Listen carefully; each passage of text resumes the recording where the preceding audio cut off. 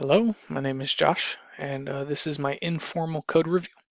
I will be covering or reviewing two artifacts, one upon I just added, and these two artifacts I'll be analyzing three different categories for functionality, code analysis, and enhancements that are planned for future projects.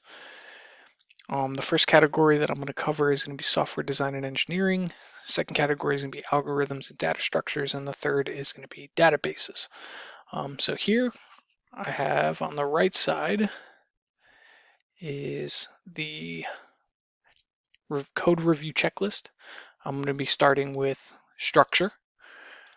So here on the left is some software that is a C++ main.cpp is what this says. It is a source file from something that I had reversed in a previous project.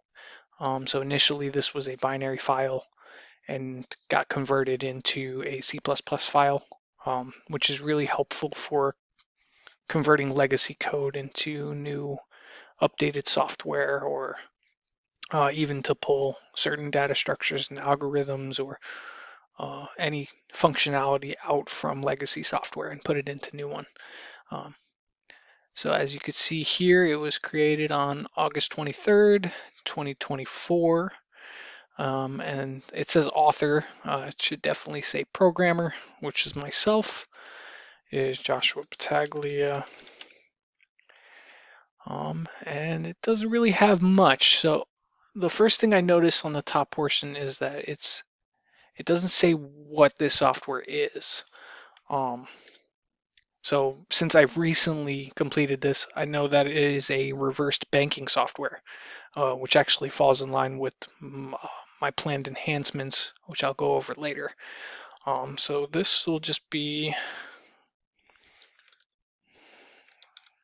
reversed banking.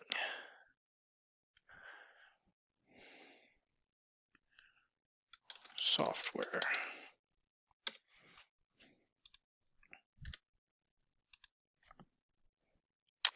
Okay.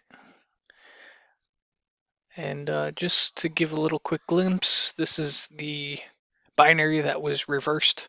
The reason I wanted to pull this up is because I can actually, without going too deep, show where some of the functionality came from in the C++ file. So as you can see, there's a couple functions here that are declared. Check user permission access, display information, change customer choice. And then there's another one right here that was kind of added above the main function. I think I did this because it was important, but basically it helps clear out the input stream so that if there's a wrong input, there's no vulnerability just left hanging that'll allow someone to exploit. So I'm going to jump back to this assembly real quick because as you can see, this is the main function of the binary, and there's quite a bit of these calls. I kind of disassembled this a little wrong and can't see what it's calling, but I can make some assumptions and inferences based on the functionality when I tested the binary executable. And over here you can see the first function is the check user permission access, which we see here, line 15. And scroll down, we can say display information. It's another function. We'll jump back, display information or info. And then finally, we see here change customer choice. That's that last function up here on line 17. And I'll get to why I'm covering this in a sec. After this is all boilerplate, but this was really fun to disassemble. So I will continue. So over here in the review checklist, does the code completely and correctly implement the design? So when I was reversing this, it definitely did do some kind of check and displayed possible information. But there was, again, some inferences, so it doesn't really, it has the design. as far as functionality, we'll get to that in a sec. Does the code conform to any pertinent coding standard? So initially, I mean, again, it was a binary. I just did a typical coding standard for C++. I have some kind of a header, which definitely could have used some improvement to explain what this is actually doing. But during this, I was more focused on uh, the reversing portion of taking a binary and turning it into a C++ file. So I didn't really get to go in depth with everything. I also would like to add throughout this review that any comments that are the slash asterisk comments I added prior to this review just to keep on track and for some talking points. So as you can see, in between each function, there is a double space. There's some global variables, which really shouldn't be there, don't have to be there. I don't like that. I know there's some vulnerabilities when it comes to global variables, and I think I actually did try to correct this at some point. But as you can see, there's still the double spacing between functions, and pretty much after each chunk of functionality within the functions, there's a single space. As you can see here, function starts, 2 after the end of check user permission. There's a comment, choice function, change customer choice. And this actually takes an integer argument, which I didn't include in the declaration, so that might be a problem. Okay. So change customer choice, int choice. So let's add that. Int.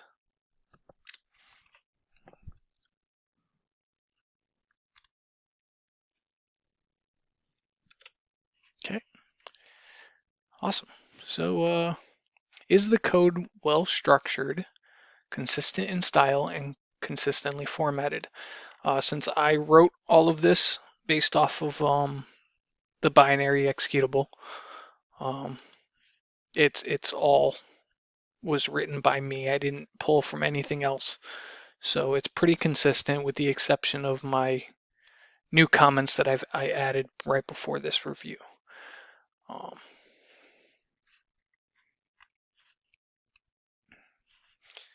Okay. Are there any uncalled for or unneeded procedures or any unreachable code? There is not. This code actually functions, although it will do a bare basic terminal functionality. So as you can see, if we look at the main function, it starts out with basically created by Joshua Battaglia. Reversing is interesting because I was having a lot of fun with this class. It says, hello, welcome to our investment company. Two new lines, and then after prompt for username and password, option 1 executes immediately. So this, I can already tell there's something missing. There's no username or password requirement. I think I used this as a note to whoever was grading or looking at this code that what I reversed happens after someone can validate the username and the password. And then it goes into a while loop. I used a variable called active, which was right here. It is a global variable, which again, I think I have a problem with because this really isn't protected. So I'm going to say not necessary. Okay, so within this while loop, we have a choice variable that gets declared. This is locally within the main function, and I will count or console out what appears to be a menu with 3 choices, and they are separated with new lines, escape characters. So this first choice is to log in or check access. So this is like the user validation that I talk about in here. Option 1, after prompt for username and password, option 1 executes immediately. So basically someone will log in and then option 1 basically happens all on its own, which again doesn't really make sense for this conversion, but it was more focused on the reversing part. The second choice is display info. So this will be any of the user's information after they've been validated. And then number 3 will be exit. And then here there's a commented out variable. Was it removed because it was no longer needed? And the answer is yes. This was a vulnerability that I had found. If the input was a different data type than intended, it would cause the program to loop, never ending. And actually, if the situations aligned perfectly, someone could use Python to exploit that and actually gain access to some global variables or variables stored in memory, because there was nothing checking that input. So this is cool because that means there's some secure coding, which I'll get into a little later. And then here it says this is the check. This is a while loop. Sin choice or choice is less than 1 or choice is greater than 3. So as long as sin is within those bounds of 1 and 3, or sorry, if it's not, then it will count invalid choice. Please enter a number between 1 and 3. And then clear input stream. I think I fixed this in a newer version. I might have pulled the old project, which we'll deal with that when it comes. But after the input is valid, it will jump out of this while loop and go into this if statement. And basically, if the choice is not 3, then it'll run change customer choice with the choice that was given in the console in. So now whatever the user inputs goes into this function.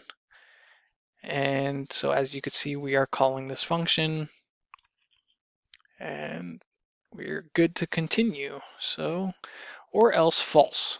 And basically if there's no choice, or if the choice is 3, then active goes false and we jump out of this while loop and the program closes. So in this case, if someone did choose 1, okay, which is not 3, so this won't execute, then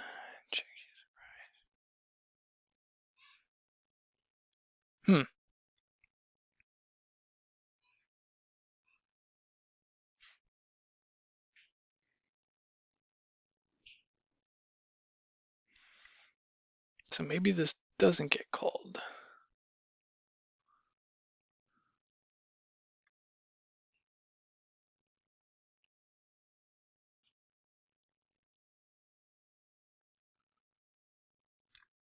Or maybe, here we go. Okay, sorry about that. I got a little lost.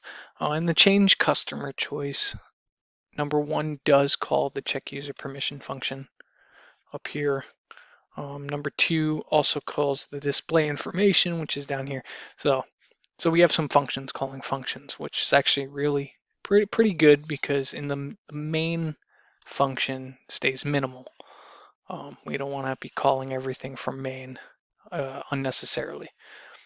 And then the default is that this is not an option yet. So there might be some more vulnerabilities here that we can secure, because I definitely don't see some crazy input validation going on if something gets somehow used as an argument within this function. So we're going to say secure, or sorry, input validation. Okay, so that was a little lengthy, Okay, so I have a time limit on snippets for this software. Hopefully I can shovel them all together. Anyway, we're going to continue. So is there any unreachable code? As we saw, everything pretty much gets accessed. But there are some things that could be corrected to make this a little nicer.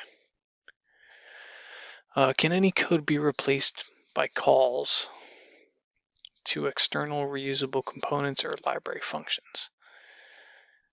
So I would say yes. There's definitely some functionality going on. I'll give you an example. Like over here, I made a note, can call an external reusable component. So the check permissions function doesn't actually do anything.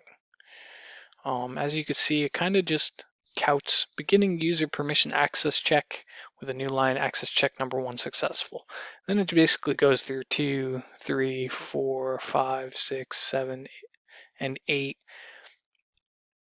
that these are all successful, but it's not really doing anything. It's just saying it's successful. And then you can see here that access equals 72 or is assigned 72. And I think I got that while I was reversing. It was a significant number in the assembly code. And this is actually a really big problem because if any hackers or any bad guys disassemble this program and see the significance of 72, they can basically get the permission access validated without actually going through this function, which could be a big problem. So that's definitely something we would have to fix prior to the enhancements. And I'll go over some of the plans for that later. Are there any, where are we? Are there any blocks of repeated code that could be condensed into a single procedure? Repeated code. I don't think there. I don't really see anything that jumps out at me. There's pretty much, it's all modular, excuse me, with some fill-in. So although it's not repeat code, there might be stuff later down the road when we're implementing this display information function that has to rely on other routines within the code. So we might have to further the complexity of this program. But as of right now, no, there is no repeat code. We'll just have to be mindful of that during our enhancement. Oh, back to what I was initially saying. Check user permissions. I definitely want some kind of a database implemented in this function call. Something to actually validate a user. And obviously any passwords that they use need to be encrypted. We don't want any plain text passwords being stored anywhere in the program. And luckily, I've actually done some research on a module that can be used. And I say module because I am going to be porting this into Python. And the reason for that is for rapid development and the robust amount of modules that exist with Python has a very big community-based support. So no repeated codes yet. We got to keep in mind for that. Is storage use efficient? So storage, there's really not too much to it. Although that might change. Definitely these. So even though they are initialized, I don't think we really need a variable for access. For example, in here, it could just be while true, or while user is doing stuff, or while user is logged in, possibly. So this might change. This might change. Your access goes from 0 to 72. And here you can even see in the display information if access equals 72. And then it'll display information. So again, there's that vulnerability kind of showing its teeth.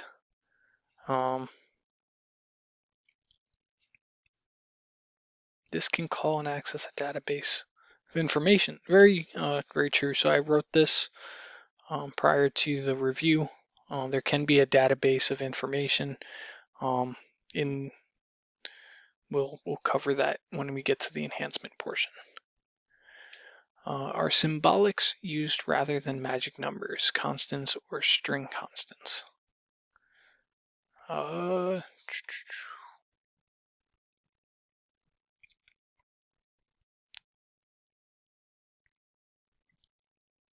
So again, I think it's these global variables being an issue, and the magic numbers. We can see here access equals 72. Are any modules excessively complex and should be restructured or split into multiple routines? So like I said, not in this program in particular, but since we don't really have certain functionality like display information, there's definitely going to be subroutines that need to be split into multiple functions, just so there's not just one really complex display information function. It'll call databases, or it'll call information, it'll sort things, so on and so forth. So as of right now, no, but there will be. Okay, so as I was stating before, my planned enhancements for this program is to port it into Python. And the reason for that is because of the modules that exist, and it also maintainability, and possibly wanting to update or upgrade the software in the future to embed it in a website. So the main things I'm looking to do for this enhancement, aside from porting it, is to actually give some of these functionality. The check user permission access, for example, I need a database for the user with their password. I will plan on using bcrypt or something of the sort to salt or encrypt their password so that it's stored in the database encrypted, and then we're able to use bcrypt to decrypt it upon login. And this way, if anyone does reverse the software or try to exploit it, there's no plain text passwords kind of just floating around, even in the database. So that definitely is demonstrates some security. The other thing I want to look into specifically for Python, just because again how rapid you can develop, is Flask or Django. Those are libraries that are used to create really quick and easy GUIs and web applications. And the reason for that is because I actually am using this to present to someone at the end of the project that they can possibly utilize for their business. The plan is to also kind of repurpose this code less like a banking, hey, I'm accessing my own information. It's going to turn more into a billing. It's something that they can auto-generate a receipt of some sort that the company owner can present to their customers after or even before their service is provided. And then I'll actually plan on having this write a file with the customer's name or address or some kind of PII that's secure, and store it so that they can print it and present it to their customer prior. And then it also helps them keep a record for the tax year of how much business they've conducted, how much they've earned on their business, and so on and so forth. So it's definitely I'm excited for this enhancement because I actually will be utilizing it if I think it's feasible. And that's what I'm going to cover so far for the software design and engineering enhancements. There's some other things I would like to do once I complete going through this analysis. So the next thing that I want to talk about will be in the next file. See there. All right, so I'm going to continue. I got a little jumbled in a previous recording that I had to edit, but I believe we had finished the structure portion of the checklist for this code base specifically. I want to complete this and then move on to what these enhancements are or plan on being. So for documentation, is the code clearly and adequately documented with an easy to maintain commenting style? So comments, they're pretty simple. There's a header, there's a comment at the top of each function. These global variables, there's some notes that I put in prior to the code review. For the most part, function, not very descriptive. But over here it says add local. Okay, yeah, I'm mostly focused on security and reversing in this application. So it's a little vague. I was probably rushing when I did this. Yeah. Over here, permission check function. Simulated. So as I stated before, this is a simulated function. And this, I believe this can use an external and reusable component to check users' permissions. And over here, choice function. Again, kind of straight to the point, vague, maybe. It's the choice function. It helps make choices. And there's just a simple case switch. This is a very simple application. One of the reasons I really wanted to use it for enhancements, because I want to see what I reversed converted into something that's usable. Are all comments consistent with the code? They do explain the code. Well, they are lined up with where they are, I guess you can say. But perhaps they can be a little better. Variables, are all variables properly defined with meaningful, consistent, and clear names? So we come here, the first function, check user permission access, pretty self-explanatory. A lot of this is actually a really good example of meaningful and consistent names. And the reason I say that is because I did reverse this from a binary file.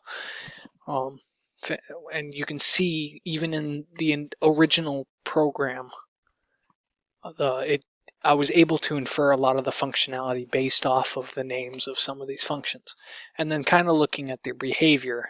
So I think I think the naming conventions are actually really good and meaningful because I was able to infer the operability of the program just looking at that, which is a lot. Do all assigned variables have proper type consistency or casting? So again, there's really not much to it. There's a Boolean variable for the loop, which again, probably not necessary. And then there's access int. It's an integer. It's a magic number. It gets mutated later. Here, clear input stream. Again, function to handle invalid input, which is kind of misleading. I think it's more of a secure practice is to clear in case there isn't. Clear the input stream in case there is bad input or foul play going on in the code. Things don't stay persistent through each iteration of this loop. And then it ignores up to the limit of the max size of sin. So, and it says here, that's another good comment, at least, that explains what this is doing. Discard invalid input, clears the error flag for sin. So are there any redundant or unusable variables? Not really. There's really actually not a lot of variables. It's mostly functions and operations going on in this program. Aside from here into some, got two global variables. You have one integer in the main function, and that gets kind of tossed around to these functions. And again, even here, there's no variable. So I think overall there's like 3 variables in this entire program. It's definitely going to increase during the enhancements. Arithmetic operations. Does the code avoid comparing floating point numbers for equality? There are no floating points right now, but because one of the enhancements upon porting it to Python is to create a billing software for a company owner, then we're going to be dealing with some currency, and there's definitely going to be some arithmetic operations going on during the enhancement, excuse me. But if done right, I don't think you need floating points to handle money. I think it'll just be a formatted integers or strings, most likely strings. Does the code systematically prevent rounding errors? There's nothing to really round again. There's only integers in this code right now. When it comes to money, you really don't want to round, so that's still going to be precise even after the enhancements. Does the code avoid additions and subtractions on numbers with greatly different magnitudes? So again, there's really not much arithmetic present in this program. I'm going to pull up my second artifact. I don't think there's really much arithmetic here either. It is all lists and files. Yeah.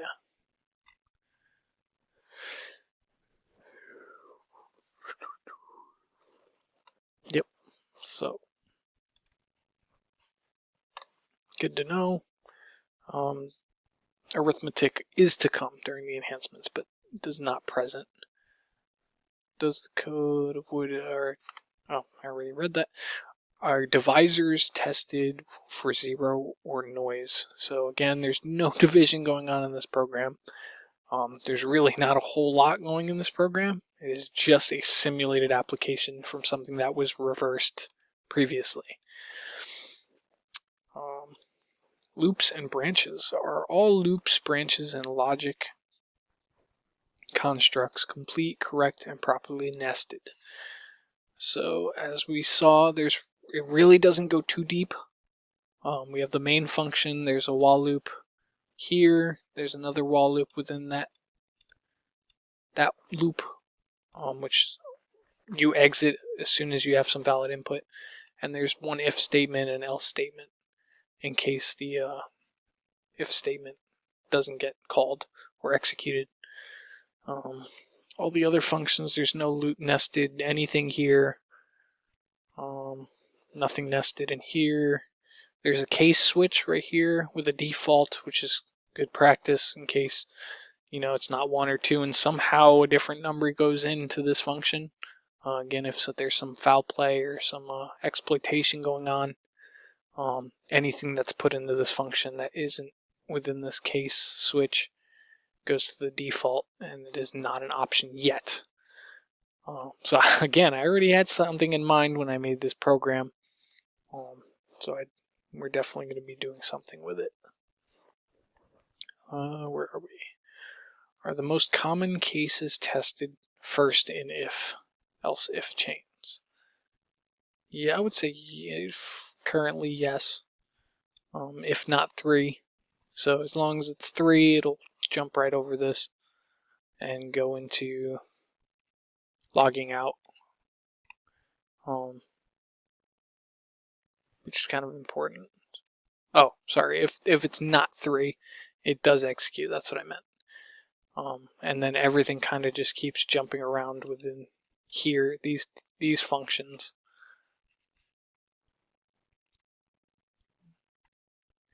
And then as soon as you jump out, when you pick 3, you skip over this else statement, which means it is 3. Active goes false. We jump out, logging out, goodbye, and then we return 0 and the application closes. So let's see, yeah, for now. Does every case statement have a default? Again, there's an else statement right here. Even our case switch down here has a default. I'm going to have to do some research to see if Python has a case switch. I believe someone updated that in Python 3, but I'll have to confirm. If not, then I'll have to create my if-else statements accordingly. Are loop termination conditions obvious and invariably achievable? All cases covered.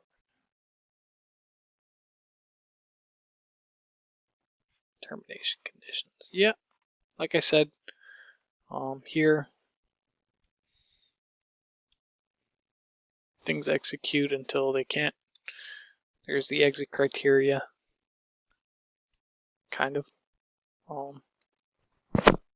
The reason I didn't want to put if choice equals 3 to close the application is, again, that choice is just declared here. And if someone does exploit that variable, they can change it to whatever they want, including 3, possibly. So as long as it's not 3, it'll execute, and if someone does try to change that, it'll just exit. Are indexes or subscripts properly initialized just prior to the loop? So yeah, again, we have these global variables I really don't like. Still not quite sure why I did that. Especially in C++, you can do your reference variables or your pointer variables, which basically will allow a function to change a variable that's not within its namespace, because it'll actually change the memory of that variable if it's the right data type.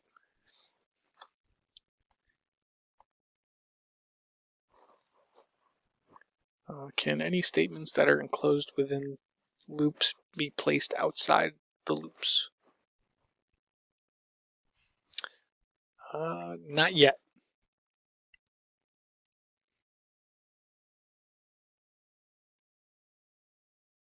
This one might, actually, now that I'm thinking about it.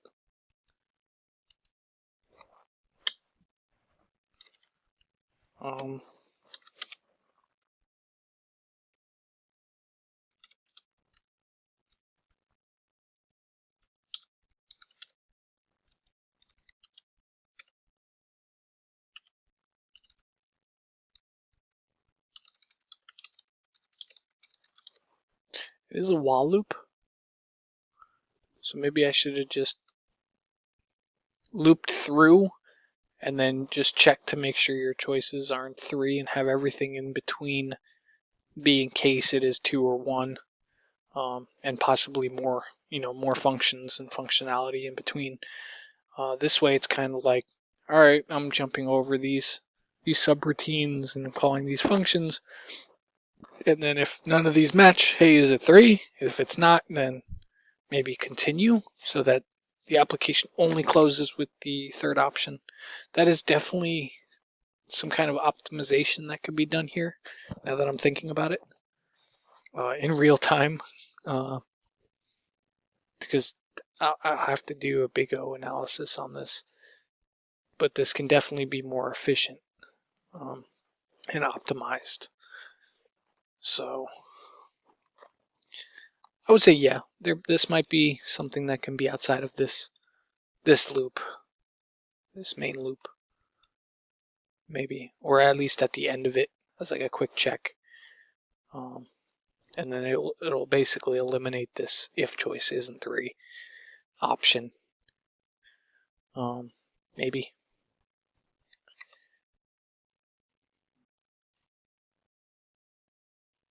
Does the code in the loop avoid manipulating the index variable or using it upon exit from the loop?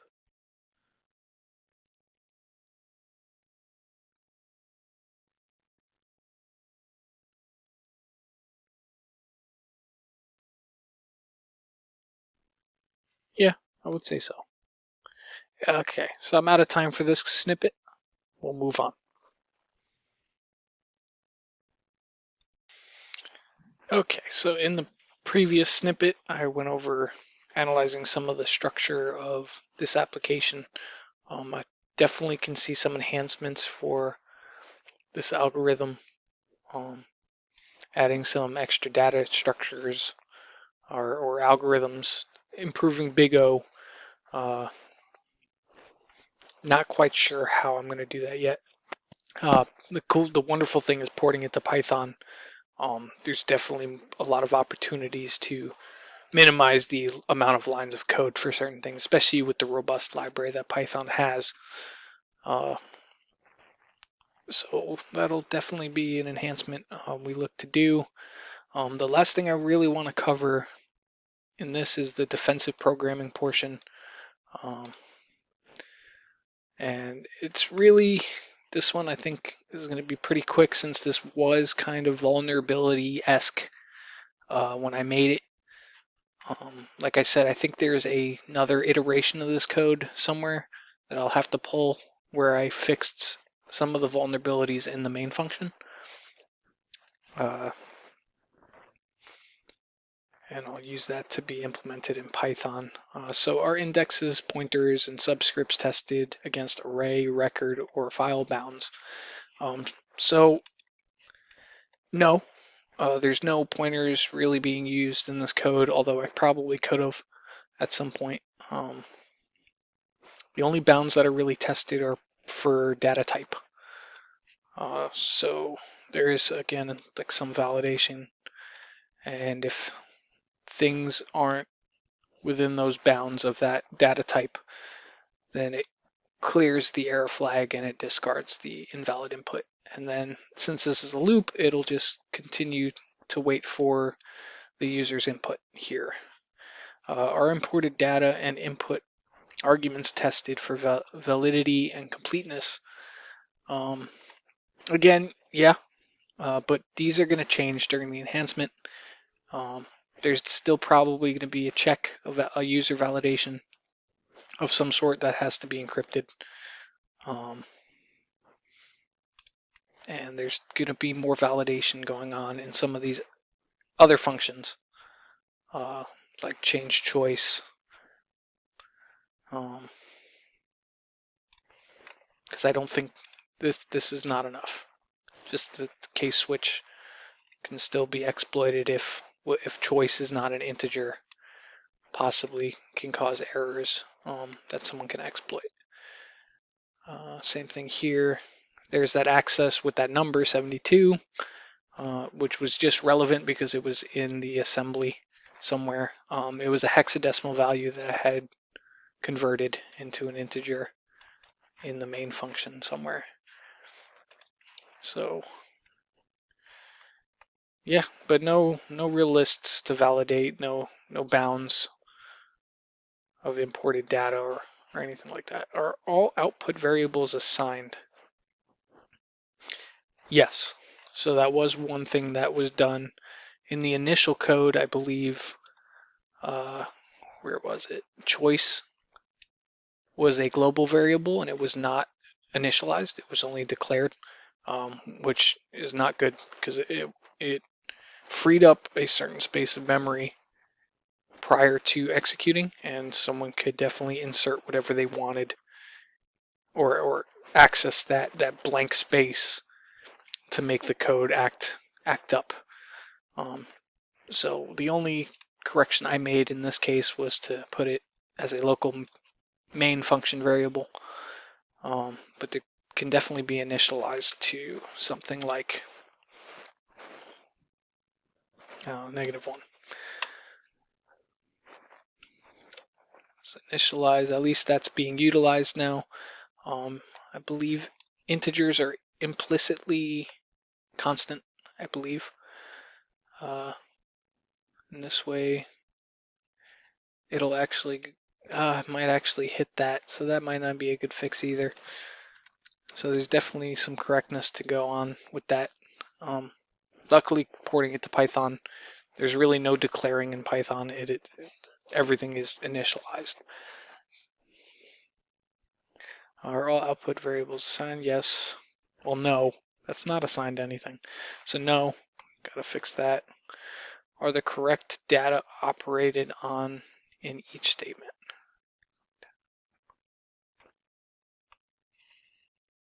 No, I don't think so. Yes, yes, it is. Things are very integer based in this application. Is every memory allocation deallocated? So, no, it is not. I would say here for the check user input, one of the things I would like to do, and I actually added a comment here, added feature request, is to make sure that there's only one instance of the user when they log in at a time, and then that to also make sure that it gets destroyed once they log out or close the application.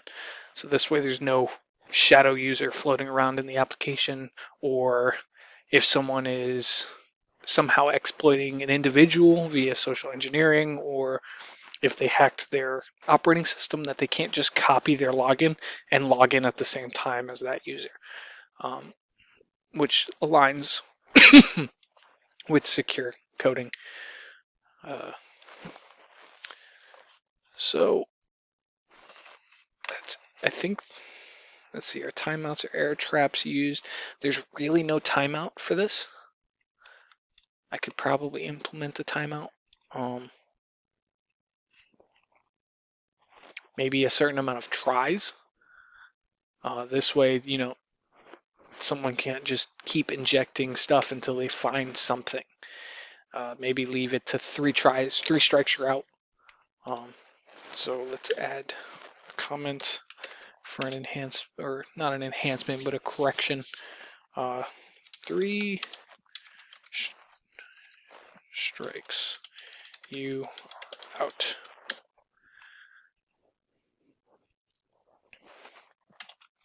Timeout after 3 attempts.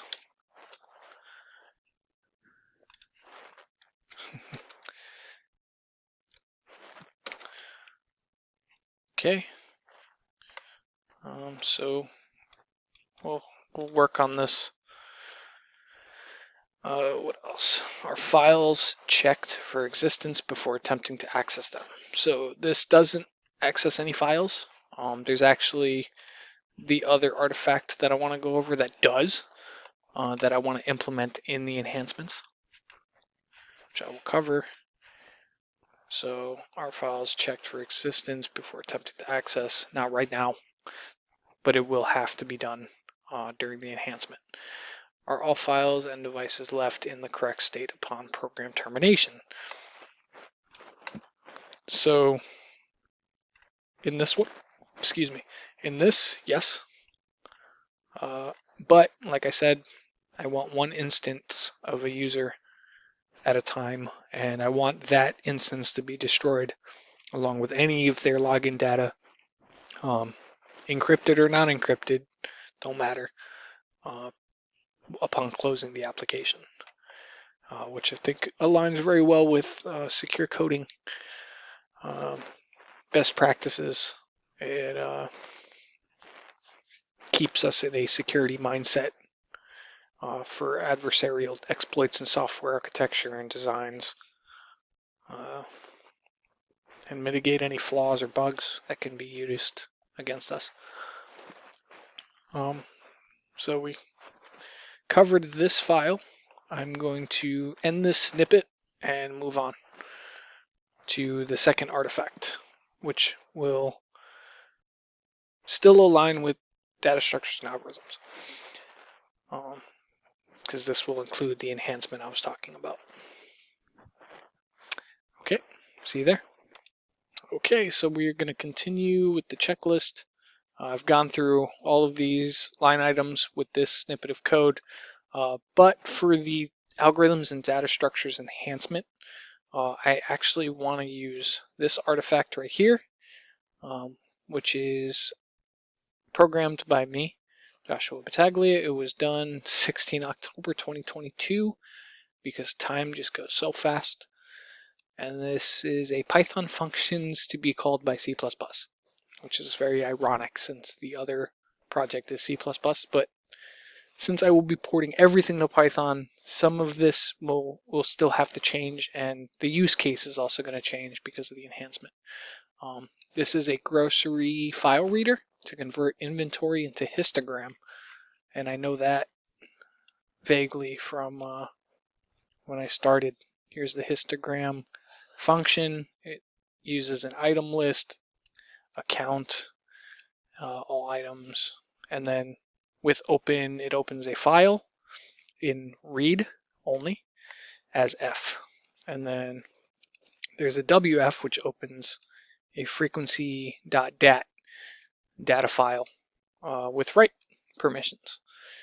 So now I'm reading this file, this input file, which I believe gets generated from the C++ code at the time. And for each line in F, all items.append. So all items.append line.strip. Okay, so for each line read in this file, it appends to this list. So you get a list of all your items. If line not in item list, then item list.append. So it also gets added to item list if it's not in here. I wonder why it was done that way. For I in range length item list, here we go. Right, item list I, so, and then string all items dot count. Yeah, this is not easy to follow at all.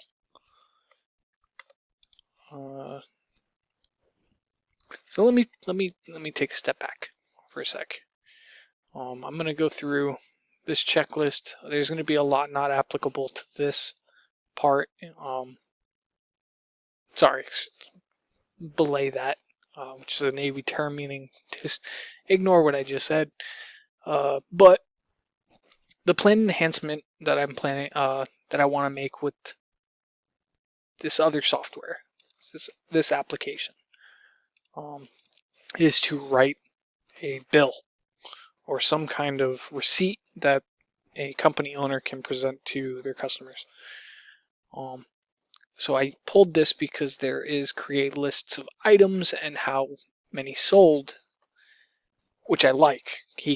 As I said, he wants to be able to keep track of his customers, how many he's had, how much money he's made, how much business he's doing, what services are most popular, maybe even, which can be another future enhancement after this is done, once I talk with him.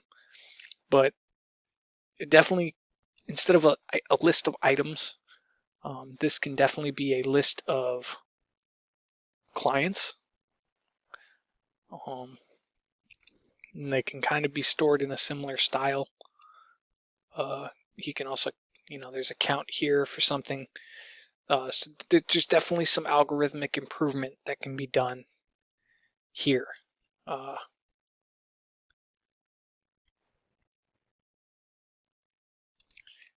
let's say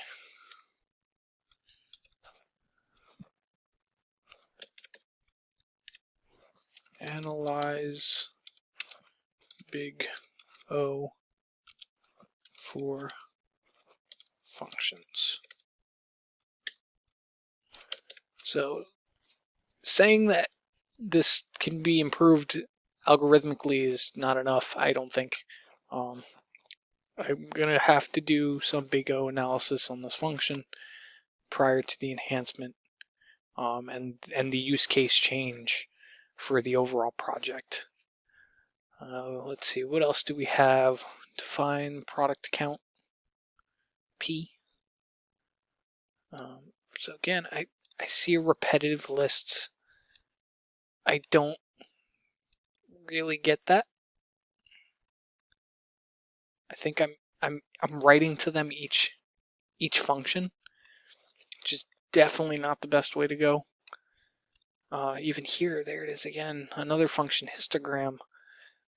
So we can already tell without the big O analysis that it's repetitive. This is very, very repetitive. So this can definitely be its own portion of code.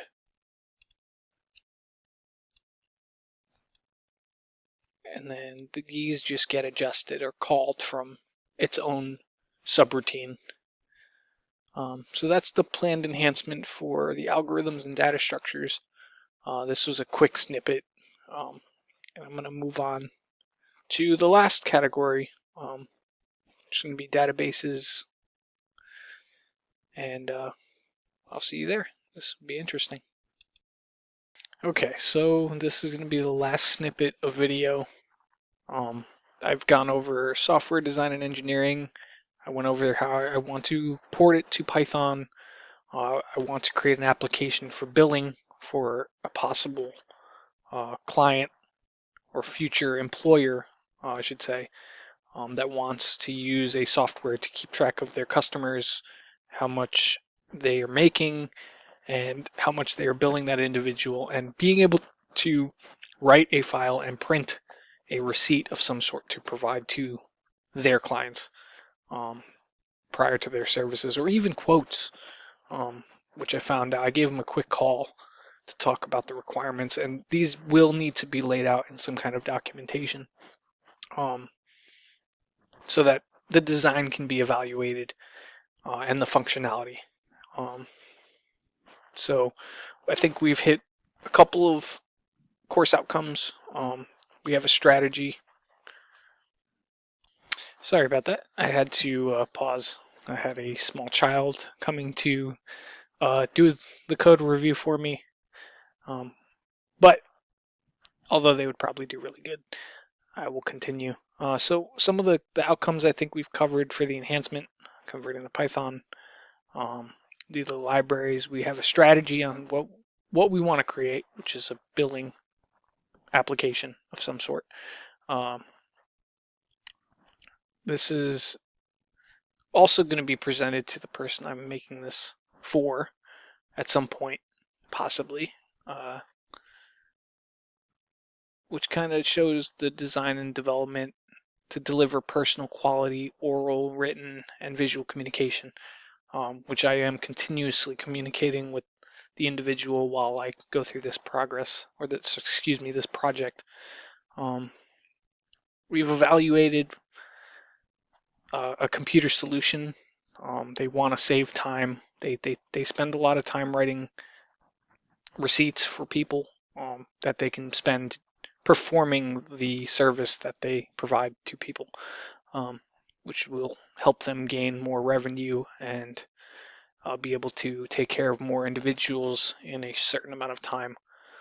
So we are providing some kind of a solution using algorithmic principles and computer science practices. I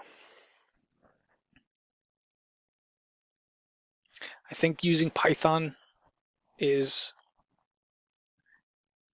it shows my ability to innovate or use innovative techniques, skills, and tools. It has a very robust library of modules So I will not be reinventing the wheel. Okay, so we are providing a service or a solution using technology, um, using innovative techniques and skills and tools in computer practices for the purpose of implementing computer solutions and deliver value to someone so they can save time and money for their business uh, and spend less time writing these receipts. Uh, Overall, we're going to go into this with a heavy security mindset since this will involve some kind of billing.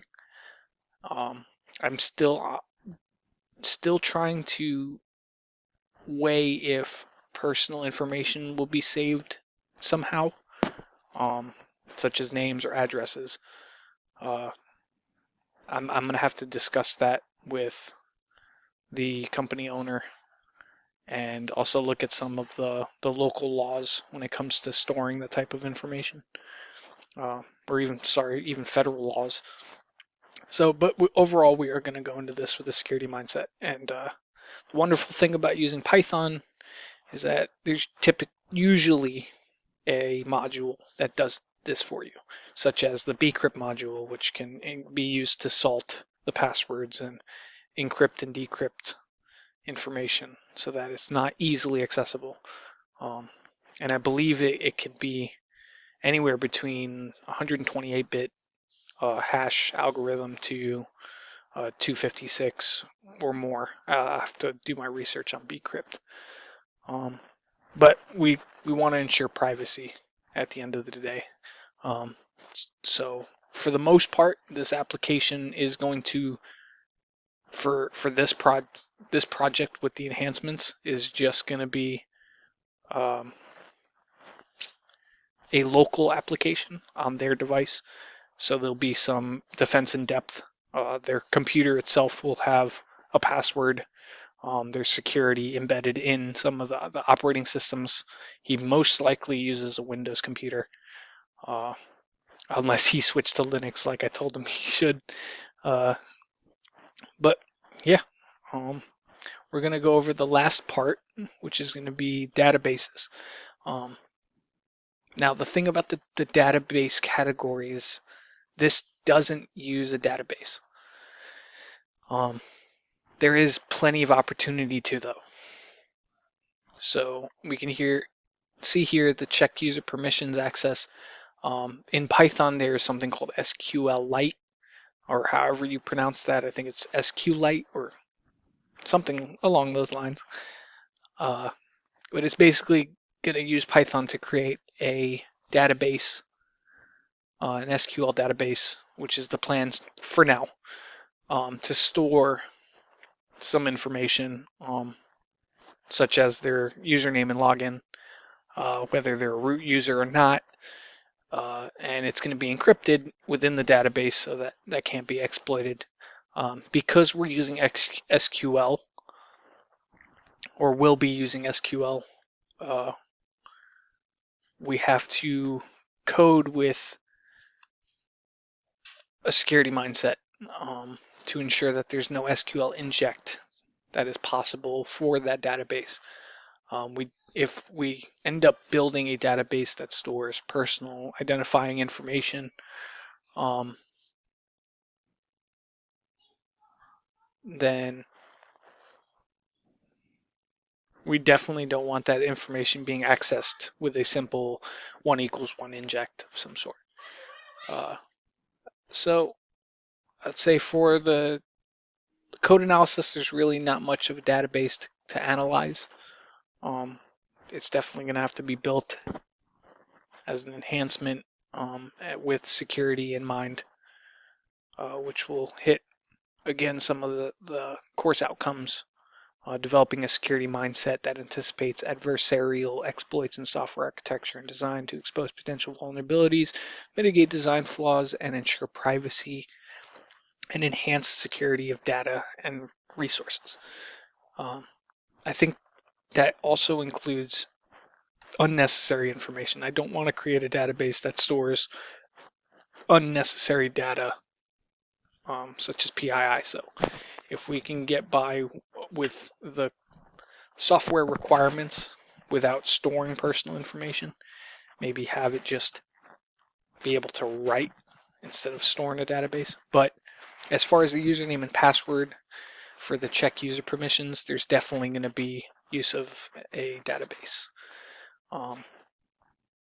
If we do end up creating a database, I will like to explore on non-relational databases like MongoDB for any personal information. Maybe it can store addresses, people's name, what services they typically ask for. Perhaps we could even have a database for the services themselves, which might be actually really good when we finally embed this into a website in the future, if it comes to that. But for now, that's all I have for this code analysis. I hope I wasn't too all over the place. And I look forward to any feedback. And I'm excited for these enhancements. So thank you. And I'll talk to you on the next code review.